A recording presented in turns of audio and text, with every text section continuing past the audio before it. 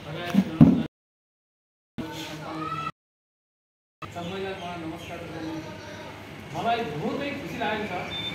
जो आज यो पनि दिवस हो एउटा कुरा हो पहिलो मलाई लाग्छ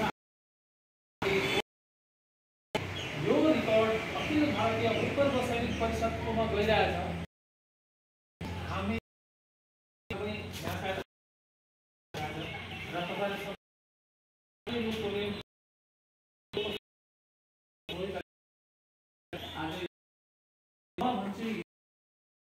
अञ्चलमा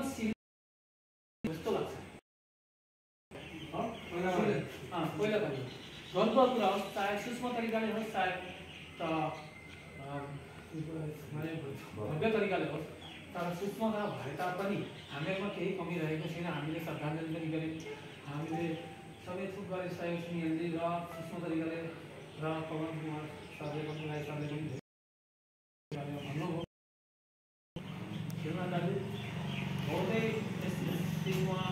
सहायता गर्नुहुन्छ खन्न भाइ पनि जस्तो कि अचानक मैले यो प्रोग्राम अलिक अगाडिबाट सोधिरहेको थिएँ सुनमा दाजुले मेरो भेट भयो दाजु यस्तो यस्तो कुरा आसाममा मैले एकदम मन गर्थेँ मैले पठाएको पनि भने मै दाइले यो कुरालाई हिसाबले लिएर फेरि आज बडा राम्रो म एउटा कुरा भन्छु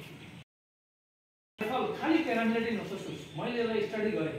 यसलाई दुईटा मिनिस्ट्रीले कमान्ड गर्छ होम मिनिस्टर और डिफेन्स मिनिस्टरले यति बहादुरी गरेछ आसाम राइफलले नेसनल इन्टरनेसनल राष्ट्रिय अन्तर्राष्ट्रिय लेभलमा यस्तो बहादुरका हिसाबमा देशको भित्र यति अपरेसनहरू यति कामयाब गर्न सकेछ ताकि कुनै बटालियनले गर्छ अरू रेजिमेन्टले गर्न सक्दैन खुसी अरे यो बटालियन 1835 मा हाम्रा पुर्खाले गरे यसमा पनि मलाई बहुत खुसी लाग्छ त म एउटा गोर्खाली भएर आसाम राइफलमा हर जग्गा बेजमा खुक्री हुन्छ हाम्रो शान चल्ने दुनियाँमा जहाँ पनि आसाम राइफल जान्छ खालि भारत र नर्थ इस्टको नभएर अन्तर्राष्ट्रिय लेभलमा आसाम राइफलले बहुत र यो हाम्रो देशमा दुईटा बटालियन छ जस्तो एउटा गोर्खा रेजिमेन्ट र आसाम राइफल यो हाम्रो पुर्खाले यति बहादुरता गर्यो अरू र दुःखलाग्दो कुरो यो छ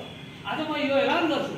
आज हाम्रो बीचमा कोही पनि एमएलए खेल्छ कोही एमपी खेल्छ कोही पनि चिफ मिनिस्टर हुन्छ या प्रधानमन्त्रीको कोही पिए हुन्छ त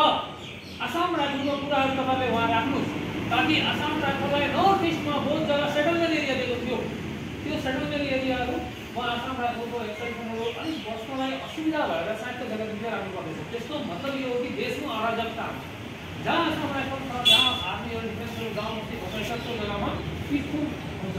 र हाम्रो देशलाई खतरा हुन्छ यो मैले अनुभव गरेर भनेको र म यस फेरि एउटा कुरा भन्छु तपाईँहरूलाई यस गोराइया साहबलाई कहिले बिर्सिनु हुन्न उहाँ 1957 मा